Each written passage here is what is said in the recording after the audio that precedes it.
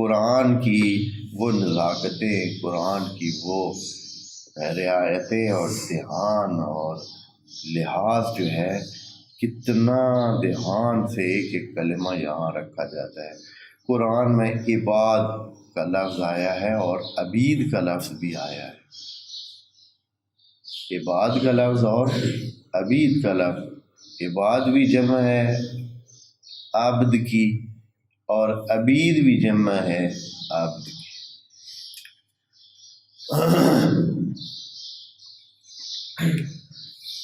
کہیں اللہ نے عبید کا لفظ استعمال کیا ہے، کہیں عباد کا، معنی ایک ہے، یعنی بہت سارے عبد۔ اب کیوں ایسے ہے؟ تو یہ دھیان والی بات ہے۔ یہاں قرآن نے بڑے لحاظ سے جہاں عباد کہنا تھا وہاں عباد کہا ہے، جہاں عبید کہنا تھا وہاں عبید کہا ہے، اور اس میں لحاظ رکھے، حالانکہ معنی کے لحاظ سے کوئی فرق نہیں، اس لیے ان دونوں کا اس لیے کہ ان دونوں کا جو مادہ ہے وہ آبادہ ہے، آبادہ۔ عربی ایک ایسی زبان ہے جس کا ہر لفظ، چاہے وہ اسماء سے ہو چاہے افعال سے ہو، اس کو فے، عین اور لام کی طرف پلٹنا چاہیے، اور قرآن عربی مبین ہے، اور یہ بات خدا کریم نے 7-8 دفعہ قرآن میں کہی ہے کہ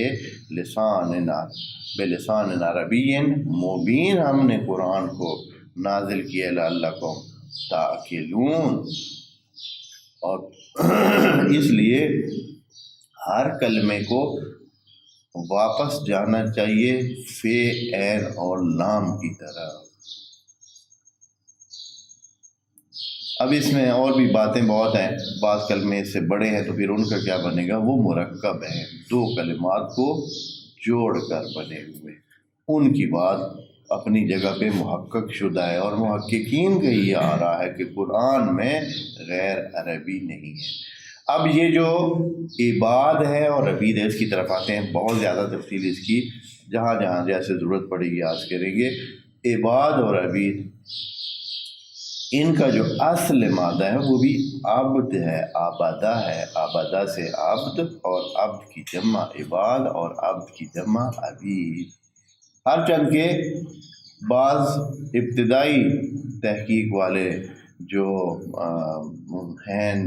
مفسرین یا ایسے سرسری انداز میں، انہوں نے اس کو اس انداز میں کہا ہے کہ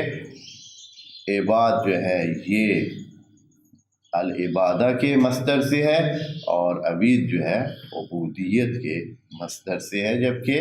عبودیت مصدر مصنوعی ہے۔ عبود جو ہے وہ صیغہ مبالغہ فعول کے وزن پہ ہوتا ہے، اس سے مصدر بنایا گیا ہے عبودیت، ولا عبودیت مصدر نہیں ہے، خود سے مصدر عبودیت یعنی بنایا گیا ہے، عبود مصدر نہیں ہے۔ تو العبادہ جو ہے وہ اس کا مصدر بن سکتا ہے۔ عبادہ کا مطلب ہوتا ہے، معنی عبادہ کا ہے جو طاعت کرے، بلا چون چرا طاعت کرے، اس کو کہتے ہیں عبادہ۔ اب یہاں کیا فرق ہے؟ جو مہم بات ہے کہ قرآن میں 96 مرتبہ عباد کا لفظ استعمال ہوا ہے، جیسے یہاں اس آیت میں وَإِذَا سَأَلَكَ عِبَادِي، کہ جب اے نبی آپ سے میرے بندے سوال کریں، اور 5 آیات میں عبید کا لفظ استعمال ہوا ہے۔ تو اب اس کا کیا لحاظ کیا ہے؟ کس چیز کو نظر میں رکھ کر اللہ نے؟ معنی تو دونوں کا ہی، بہت سارے عبد ہیں، بہت سارے بندے ہیں، بہت سارے وہ لوگ، تو یہاں یہ لحاظ مد نظر رکھا ہے کہ جو جہاں جہاں عباد کا لفظ استعمال ہوا ہے وہ اس صورت میں ہے کہ جن کے پاس اختیار ہے۔ ملائکہ کو بھی عباد کا کہا، عباد الرحمن، بل عباد الرحمن کا لفظ ان کو دی۔ انسانوں کو بھی جب تک وہ زندہ ہیں اور جب تک ان کے پاس اختیار ہے تو سارے بندے ہی، اللہ کے ہی بندے ہیں، اللہ کی ساری مخلوق ہے اور اللہ کے ہی بندے ہیں، لیکن جب تک ان کے پاس اختیار ہے، یعنی وہ اچھا بھی کر سکتے ہیں، برا بھی کر سکتے ہیں، برا کیا ہو تو برے پر توبہ بھی کر سکتے ہیں۔ گناہ گار کو بھی اللہ نے عباد الرحمن کہا ہے، لیکن اس ٹائم تک یہ عباد کا لفظ استعمال کیا ہے، یعنی الف کے ساتھ اس کو ذکر کیا ہے کہ ابھی اختیار کا، وعلیکم السلام، اختیار کا ترا اس کے پاس ہے، یعنی یہ وہ لوگ ہیں جو ابھی اس قابل ہیں کہ اچھائی برائی کی طرف ایک طرف جا سکیں، صاحب اختیار ہیں، اللہ کا دیا ہوا اختیار ابھی ہیں عبد، لیکن کچھ نہ کچھ پھر بھی، جیسے اس لفظ میں ایک الف لگا ہوا ہے نا، اور الف شان والا ہوتا ہے، جبکہ دوسری طرف عبید میں یا لگا ہوا ہے، اور یا جو ہے وہ نیچ ہونے کا اور کمتر ہونے کا اور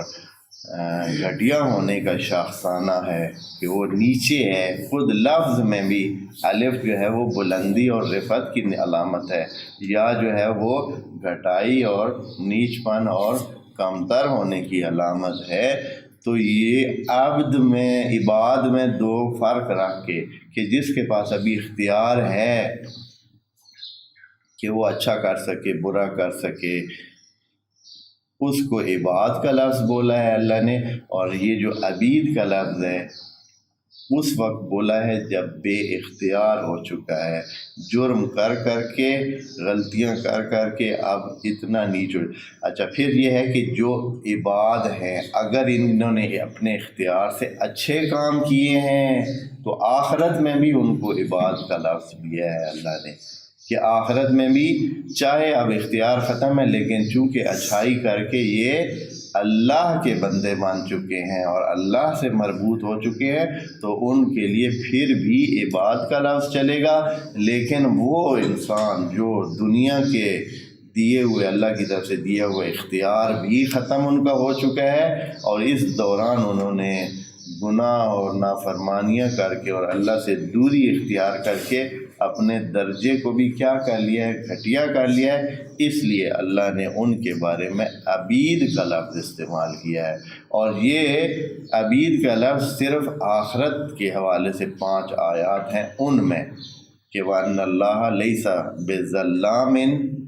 لِلْعَبِيدِ، یہی تقریباً لیسا بظلام للعبید کا لفظ تقریباً 5 آیات میں موجود ہے۔ تو یہاں جو ہے اللہ نے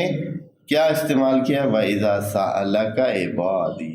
جب سوال کریں تجھ سے، پوچھیں کس بارے میں، عبادی، میرے عباد۔ اللہ نے ہر جگہ عبادی نہیں کہا ہے، کہیں عباد الرحمن کہا ہے، کہیں ایسے ہی دوسرے بغیر نسبت دیے بھی کہا ہے، موجود ہیں آیات، دیکھ سکتے ہیں آپ دوست جب چاہیں تو۔ میں آپ کو 1-2 آیات سناتا ہوں تاکہ آپ کو اس کو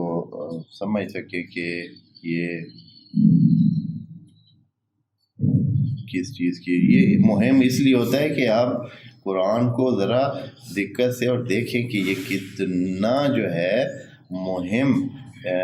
اس میں نزاکت اور دقت اور توجہ رکھی گئی اور لحاظ کیا گیا ہے۔ دیکھیں کہا ہے کہ بے سمجھترا بہی، یہ دوسری